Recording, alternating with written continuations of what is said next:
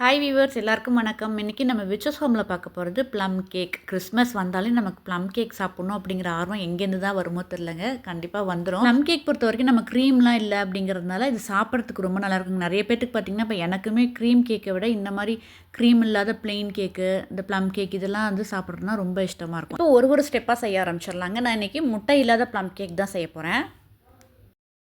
Plum கேக்கோட first ஸ்டெப்பே நம்ம உலர் பழங்கள் எல்லாத்தையும் நம்ம ஜூஸில் போட்டு ஊற வச்சுக்கிறது தான். இது நான் இன்றைக்கி கிரேப் ஜூஸ் யூஸ் பண்ணிக்க போகிறேங்க. பன்னீர் திராட்சை இருக்குது இல்லைங்களா, அதுலேருந்து நான் ஜூஸ் எடுத்து வச்சுருக்கேன். அதில் தான் நான் ஊற வச்சுக்க போகிறேன்.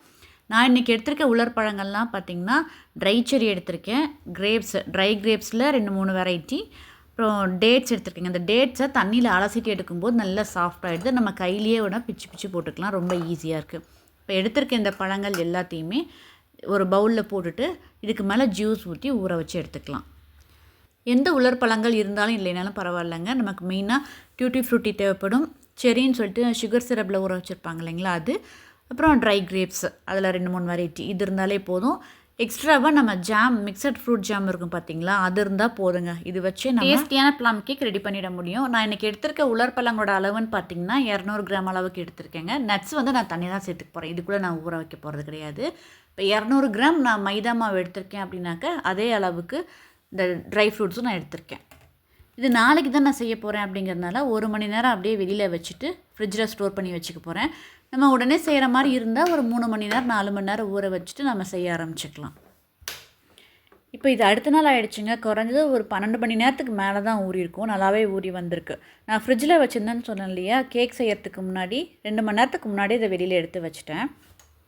இந்த ட்ரையாக இருந்த பழம் எல்லாமே நல்லா சாஃப்டாகிடுச்சு. இப்போ இந்த கேக்குக்கு தேவையான எல்லாமே ரெடியாக எடுத்து வச்சாச்சுங்க. இன்றைக்கி 1 கப் அளவுக்கு மைதா மாவு எடுத்திருக்கேன்னா இதுக்கு உண்டான மெஷர்மெண்ட்ஸில் எடுத்துக்கலாம். 1 கப் மைதா மாவுக்கு 3/4 கப் அளவுக்கு சர்க்கரை எடுத்திருக்கேன். இந்த 3/4 கப் சர்க்கரையில் நான் என்ன பண்ணிட்டேன்னா 1/2 கப் சர்க்கரையை ஒரு சாஸ்பேனில் போட்டு வச்சுட்டேங்க கேரமலைஸ் பண்ணுறதுக்கு. 1 கப் மைதா மாவுக்கு சர்க்கரையோட அளவு சொல்லிட்டேன் இல்லைங்களா, 3/4 கப்பில் பாதியை சாஸ்பேனில் போட்டு வச்சுருக்கேன், மிச்சம் பாதி இதிலேயே வச்சுருக்கேன். தயிர் 1/2 கப் அளவுக்கு எடுத்திருக்கேன். இது புளிப்பு இல்லாத கெட்டி தயிர். முடிஞ்ச வரைக்கும் நமக்கு அந்த திக் தயிர் பேக்கெட்டில் கிடைக்கும் பார்த்தீங்களா, அதை எடுத்துக்கிட்டோம் அப்படின்னாக்க நல்லாயிருக்கும். ஜாம் கொஞ்சம் எடுத்து வச்சுருக்கேன், ஒரு 2 டேபிள் ஸ்பூன் அளவுக்கு ஜாம் எடுத்து வச்சுருக்கேன். கொக்கோ பவுடர் 2 டேபிள் ஸ்பூன் எடுத்து வச்சுருக்கேன். கொக்கோ பவுடர் இருந்தால் சேர்த்துக்கலாம், இல்லைன்னா வேண்டாம். இது பட்டை, கிராம்பு, ஏலக்காய் இது 3ஐயும் பவுடர் பண்ணி வச்சுருக்கேன். இந்த பவுடர் வந்து 1 ஸ்பூன் அளவுக்கு எடுத்து வச்சுருக்கேன். சுக்கு தட்டிட்டு எடுத்து வச்சுருக்கேன். இது ஜாதிக்காய் சொல்லுவோம் இல்லையா, அது துருவிக்கிறதுக்கு அது கொஞ்சமாக துருவி எடுத்துக்க போகிறேன். இப்போ இதெல்லாம் தான் தேவையானங்கிறத எடுத்து வச்சாச்சு. வெண்ணெய் இது ஒரு 1/2 கப் அளவுக்கு எடுத்துக்க போகிறேங்க. வெண்ணெயை உருக்கிட்டு தான் சேர்த்துக்க போகிறேன். நம்ம டைரெக்டாக உருக்கிக்கலாம், அப்படி இல்லைனாக்கா நான் இன்றைக்கி சுடுதண்ணியில் வச்சு எடுத்தேங்க, நல்லா உருகிருச்சு. இப்போ இதை தான் நான் யூஸ் பண்ணிக்க போகிறேன். இன்றைக்கி நான் யூஸ் பண்ணிக்க போகிற ஜாம் கிசான் தாங்க, மிக்சட் ஃப்ரூட் ஜாம் இருக்கும் இல்லையா, அதான் நான் எடுத்துக்க போகிறேன். இது இல்லைன்னா ஸ்ட்ராபெரி இல்லைனா பைனாப்பிள் க்ரஷ் எல்லாம் இருக்கும், அது கூட நம்ம யூஸ் பண்ணிக்கலாம். இப்போது கேரமலைஸ் பண்ணிக்கலாம். நான் சாஸ்பேனில் எடுத்து வச்சுட்டேன் இல்லையா சக்கரை, இதை சிம்மில் வச்சுருக்கேன். கொஞ்சம் உருகி வந்ததுக்கப்புறமா ஒரு ஸ்பூன் போட்டு நல்லா கலந்து விட்டுக்கலாம். இது எப்படி இது கலர் நம்ம தெரிஞ்சுக்கலாம் அப்படின்னா, இதெல்லாம் கரைஞ்சி நல்லா நுரைச்சிக்கிட்டு வருங்க. நுரைச்சிக்கிட்டு வரும்போதே நம்ம ஸ்டவ் ஆஃப் பண்ணிடணும். அதுக்கு மேலே விட்டுட்டோம்னா கசந்துடும். அதுவும் இல்லாமல் இது முடிச்சுட்டு ஒரு தடவை டேஸ்ட் பண்ணிவிட்டு நம்ம அதுக்கப்புறம் யூஸ் பண்ணிக்கலாம்.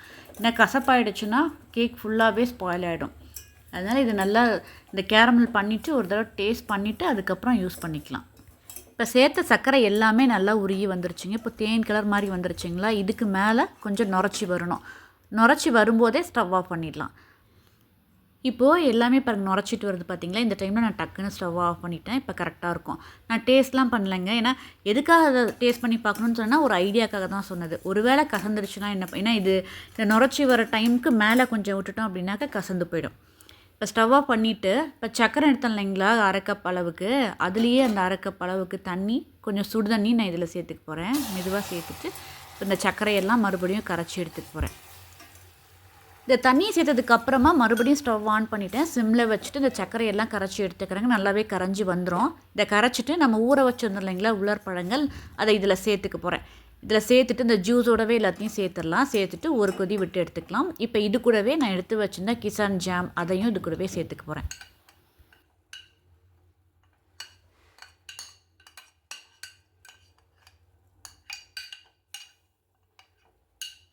Dry fruits juice, caramel sugar இது எல்லாமே சேர்ந்து ஒரு கொதி வர ஆரம்பிக்குது. இந்த ஒரு கொதி வந்ததுக்கப்புறமா நான் கிசான் ஜாம் சேர்த்துட்டு நல்லா மிக்ஸ் பண்ணி விட்டுக்கலாம். இன்னும் 1 நிமிஷம் இந்த கொதிக்க வச்சு நான் ஸ்டவ் ஆஃப் பண்ணிட போகிறேன்.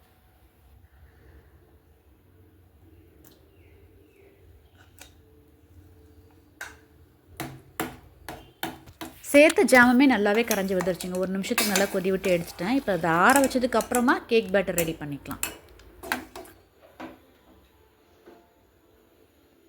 கேக் பேட்டர் எதில் ரெடி பண்ணிக்க போகிறனோ அந்த பவுல்லேயே இதை ஊற்றி வச்சுட்டு நல்லா ஆற வச்சு எடுத்துக்கலாங்க.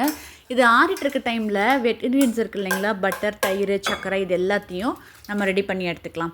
இதுக்கு நான் இன்றைக்கி மிக்சர் ஜார் தான் யூஸ் பண்ணிக்க போகிறேங்க. ஒரு க்ளீனான மிக்சர் ஜார், அதாவது க்ளீனானா ஈரம் இல்லாத ஒரு மிக்சர் ஜாரில் ஃபஸ்ட்டு சர்க்கரை, நம்ம எடுத்து வச்சுருந்த அந்த தூள்லாம் இருக்குது பார்த்திங்களா, பட்டை, ஏலக்காய், கிராம்பு அரைச்ச அந்த தூள், சுக்குத்தூள், அந்த நட்மக், அதை கொஞ்சம் துருவிட்டு சர்க்கரையோடு ஃபஸ்ட்டு பொடி பண்ணிவிட்டு அதுக்கப்புறமா பட்டர், தயிர் இதையும் சேர்த்து நல்லா ஸ்மூத்தாக அரைச்சி எடுத்துக்கலாம்.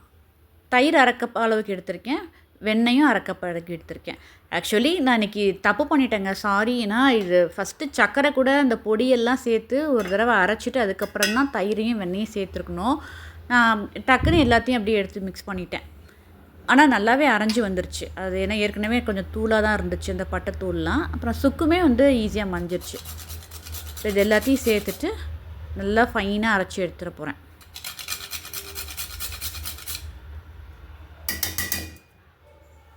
ஜாதிக்காயும் இதுலேயே துருவி சேர்த்துட்டேன். இதெல்லாம் ஒன்றா அரைச்சி இந்த ஜூஸ் மிக்சர் இருக்குது பார்த்திங்களா, இதில் சேர்த்துட்றேன். இந்த மிக்சர் ஜாரில் போட்டு 2 சுற்றும் போது நல்லாவே ஸ்மூத்தாக இருந்துச்சுங்க, நல்லா சாஃப்டாக இருந்துச்சு.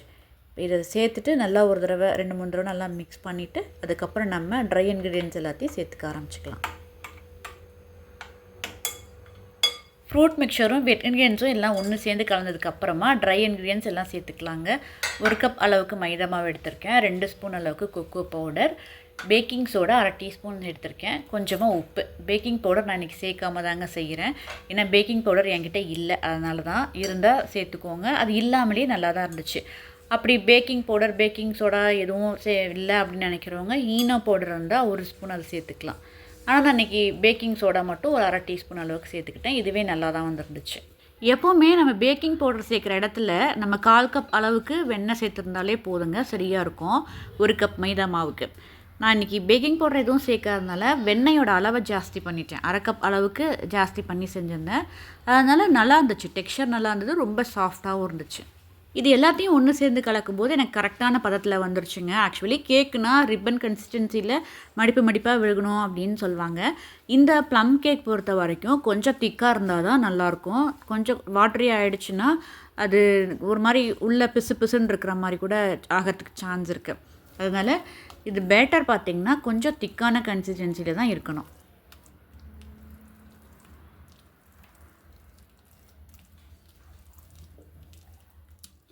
இதை மிக்ஸ் பண்ணும்போதே நான் ஒரே சைடை தான் மிக்ஸ் பண்ணி எடுத்துக்கிட்டேன். எல்லா பக்கமும் போட்டு ரொம்ப வேகமாலாம் மிக்ஸ் பண்ணல, ஜென்டலாக மிக்ஸ் பண்ணி எடுத்துக்கிட்டேன். இப்போது கேக் பேட்டர் ரெடி ஆகிடுச்சுங்க. இது பார்த்தாலே தெரியும் நல்லா ஸ்மூத்தாக இருக்கும். திக்காக இருந்தாலுமே ஆனால் பார்க்கறதுக்கு நல்லா ஸ்மூத்தான டெக்ஸ்சரில் இருக்குது.